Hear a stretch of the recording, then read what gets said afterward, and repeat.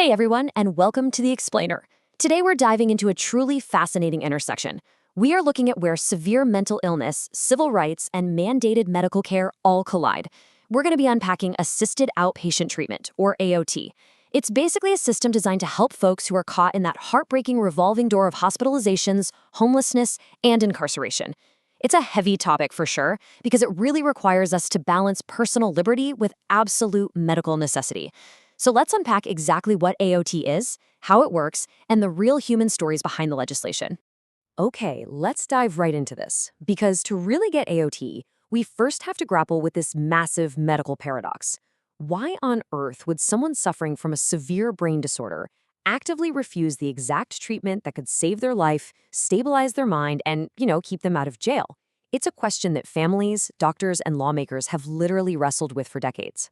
From the outside, it's super easy to assume that refusing treatment is just stubbornness or denial. But as the medical community has found, the truth is actually deeply rooted in the physical reality of severe mental illness itself. And well, that brings us to a really critical medical term, anosognosia. This is a neurological condition that physically prevents a person from knowing they even have a brain disorder in the first place. It literally blocks them from accurately perceiving their own symptoms. According to resources from the Treatment Advocacy Center, this fundamental lack of insight is actually the most common reason people with severe mental illness don't seek out or stick with treatment. It's a physical symptom of the illness, exactly like a fever is a symptom of an infection. Grounding our whole conversation in this empathy is absolutely crucial. These individuals aren't just being difficult, right? Their brains are literally blocking them from recognizing they're sick. All right, let's move on to Section 1, the civil solution. What is AOT? So, if a patient's brain prevents them from recognizing they need help, how does society step in compassionately? Well, researchers looking into outpatient civil commitment schemes, like the ones in North Carolina, describe the mechanics of this perfectly. AOT is, at its core, court-ordered treatment, but it happens right in the community. It involves these short, reoccurring visits to a mental health clinic for essential treatments like medication, therapy, day activities, and just general supervision. It's basically about bringing the structure of a hospital right into the community setting, so the individual can still live their life while getting the intensive, mandated care they desperately need to stay stable. Now, I know when you hear the words court-ordered, it's incredibly easy to jump straight to thinking about the criminal justice system. But there is a massive distinction we need to make here. Criminal court is punitive. It's focused on punishment and jail time. AOT, on the other hand, operates entirely in the civil court realm, which makes it purely therapeutic. The whole focus here is on continuity of care. The court's goal isn't to punish people when they struggle, but to actively help them engage with their treatment plan. Which brings us to Section 2, the pathway to care, how AOT works. So how does someone actually get into this program? The standard pathway usually involves 4 main steps. First up, a petition is filed. And ideally, as noted in a lot of family guidance resources, the best time to start this process is when a person is just leaving a hospital or jail, and the absolute best person to file it is a treating doctor who really understands their medical history.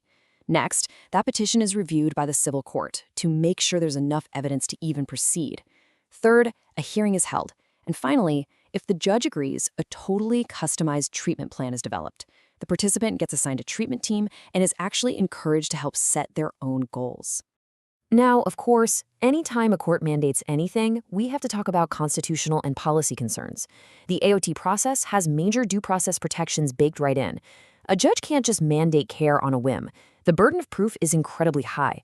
The petitioner has to prove with clear and convincing evidence that the individual meets the specific legal criteria for AOT in their state. Expert psychiatrists actually have to testify. This strict legal burden is there to ensure a person's civil liberties are heavily protected while still addressing their severe medical needs. All right, Section 3, the ground reality, building continuity of care. To see how this actually plays out day to day, we can look at some fascinating transcripts from a web chat featuring AOT program staff from all over the country, places like Louisiana, Michigan, Texas, Ohio. And this brilliantly illustrates the mindset of the folks actually doing the work. Just look at this quote from a case manager in Michigan. When they meet a new client who might be, totally overwhelmed by a court order, they break it down so simply. Take your meds, come see me, and come to your med reviews. But the best part is how they frame their role, not as a warden, but as an ally. They say, I am here to provide support, not punishment. They're literally using the authority of a judge's order to build a therapeutic alliance. And what practitioners constantly emphasize is that while the program almost always starts as an involuntary order, because of that lack of insight we talked about earlier, the ultimate clinical goal is actually voluntary engagement.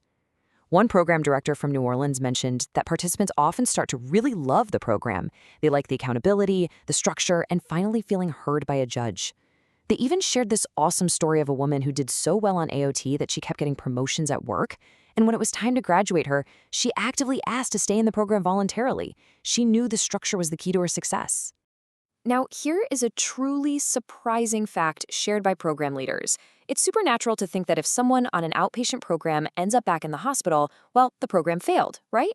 But practitioners stress that hospitalization during AOT is absolutely not a failure. Sometimes meds just stop working or life events trigger a severe episode. Going back to the hospital is just a necessary medical adjustment.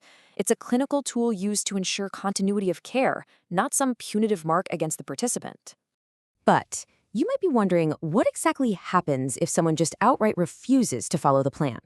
Remember, they cannot be put in jail for not taking their medication. Instead, the consequences are purely clinical. The judge might order more frequent check-ins just to talk things through. The length of the AOT order might be extended. Or the court might order a mandatory mental health evaluation to see if the person has become a danger to themselves or others, which could then lead to a hospital stay to get them restabilized. But again, the consequence is care, not a jail cell.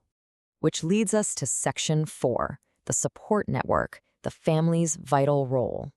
We've talked a lot about torts and doctors, but we absolutely cannot forget the family. Families often feel so shut out of their loved one's care because of privacy laws.